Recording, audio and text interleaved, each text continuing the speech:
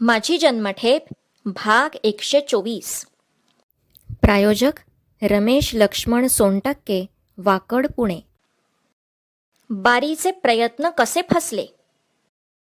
दुसऱ्या एका अगदी पट्टीच्या मुसलमान बदमाशास वेत मारले जाऊन तो लोखंडी पिंजऱ्यात आमच्या शेजारी बंद करण्यात आला होता. त्यास स्वतःच्या अपराधाची क्षमा मिळावी म्हणून त्याने आमच्या समोरचे 2 लोखंडी गज चाळीस बंद करण्यासाठी मारलेले होते. त्यातून एका मुसलमान वॉर्डराकडून रातोरात लहान करवतीने कच्चे कापून ठेवले. त्याच्या कटात एक ब्रह्मदेशीयही होता. त्यांचा हेतू की साधले तर रातोरात त्या पिंजऱ्यातून आणि चाळीतून पळून जायचे. फसले तर ते गज आम्ही कापले होते आणि आम्हीच पळून जाणार होतो म्हणून आम्हाविरुद्ध साक्ष देऊन आपण क्षमा मिळवायची.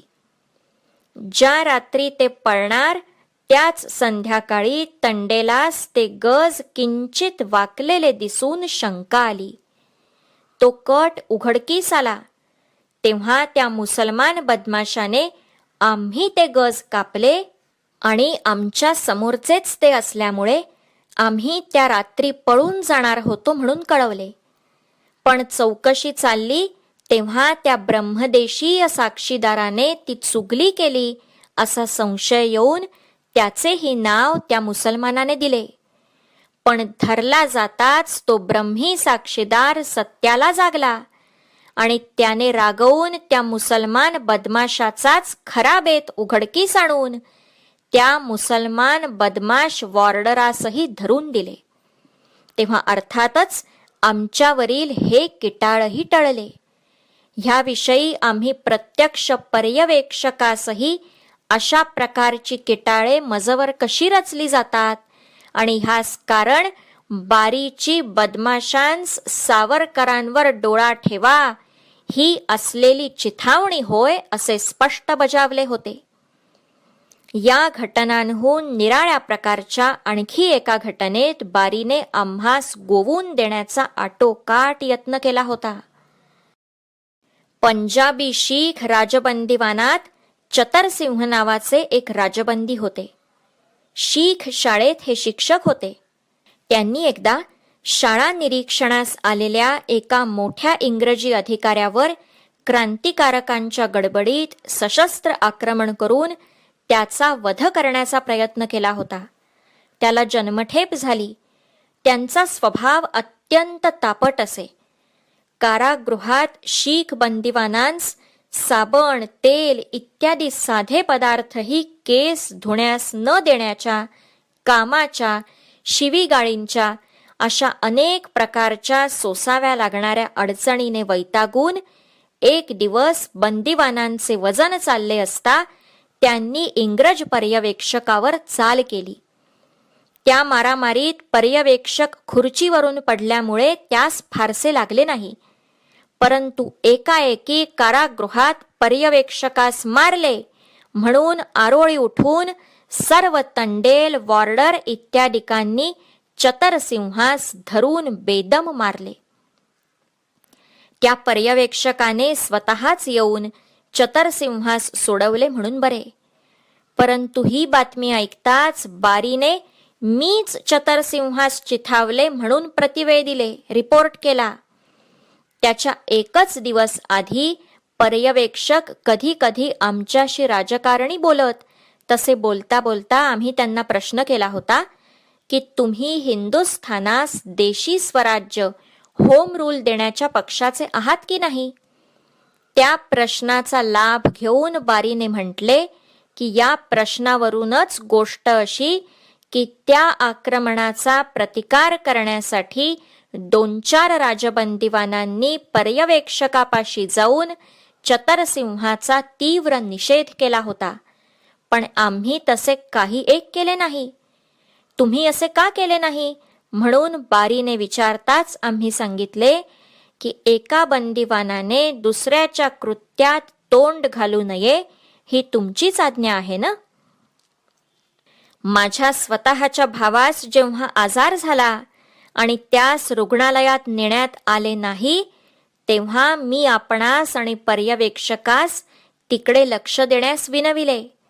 तेव्हा तुम्ही स्वतःच्या सख्या भावाचे संबंधात देखील तुम्ही बंदिवान, भाऊ असो वा नसो, तुम्हास दुसऱ्या बंदिवानाचे विषयी बोलण्याचे प्रयोजन नाही म्हणून धमकावले होते. मग आता चतरसिंहही अन्य बंदिवान, त्यांच्या कृत्यामध्ये मी का तोंड घालू म्हणून बारीस उत्तर दिले होते.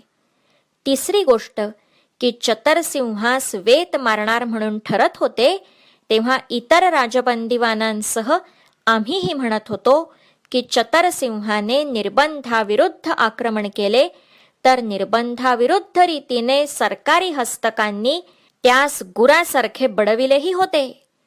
ती शिक्षा झालीच आहे. पर्यवेक्षकास काही दुखापतही झाली नव्हती, तेव्हा आता वेत मारण्याचे कारण नाही. या आमच्या 2-3 गोष्टी एकत्र जुळवून त्या कृत्याच्या बुडाशी सावरकर बंधूच होते हे सिद्ध करण्याचा बारीसाहेबांनी प्रयत्न चालविला. चतरसिंहास त्यानंतर लोखंडी पिंजऱ्यात वर्षोनवर्षे बंद ठेवण्यात आले होते. या प्रकरणी प्राध्यापक परमानंदांच्या हाती सहज पडलेल्या एका चिठ्ठीवरून त्यांनी तर्क असा प्रसिद्ध केला आहे की ही सारी कारवाई बारीची असे. पर्यवेक्षकास सर्वच राजबंदिवानांविरुद्ध भडकविण्याची ही संधी आलेली पाहून बारीस आनंदच झाला होता आणि म्हणूनच सावरकर बंधूंवर याचा सर्व दोष मढवून कारागृहातील सर्व अशांतीचे मूळ कारण सावरकर बंधूच असतात, त्यांना अशा अशांतीने आनंद होतो असा डांगोरा पिटण्यास त्याने आणि इतर अधिकाऱ्यांनी कमी केले नाही.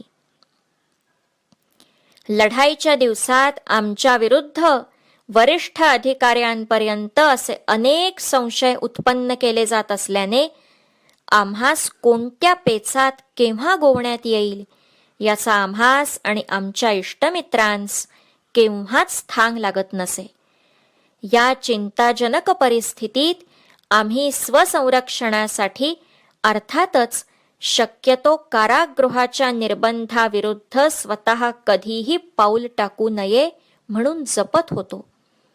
परंतु स्वतः निर्बंध भंगाच्या कैचीत न गवसण्यासाठी जपत असताही आमच्या सहकष्टभोगी राजबंदिवानांच्या किंवा बंदिवानांच्या सुखदुःखार्थ केवळ उदासीन राहून आमच्या सार्वजनिक हितार्थ चालवलेल्या न्याय्य चळवळी सर्वस्वी सोडून देणे म्हणजे भ्याडपणा होय असे आमचे मन आम्हास सांगत असल्याने आम्ही अवश्य तेव्हा राजबंदिवानांच्या पक्षाचे उघडपणे समर्थन करून त्यांच्यावरील अन्याय दूर करण्याच्या कामी साधने योजण्यास कमी करीत नसू.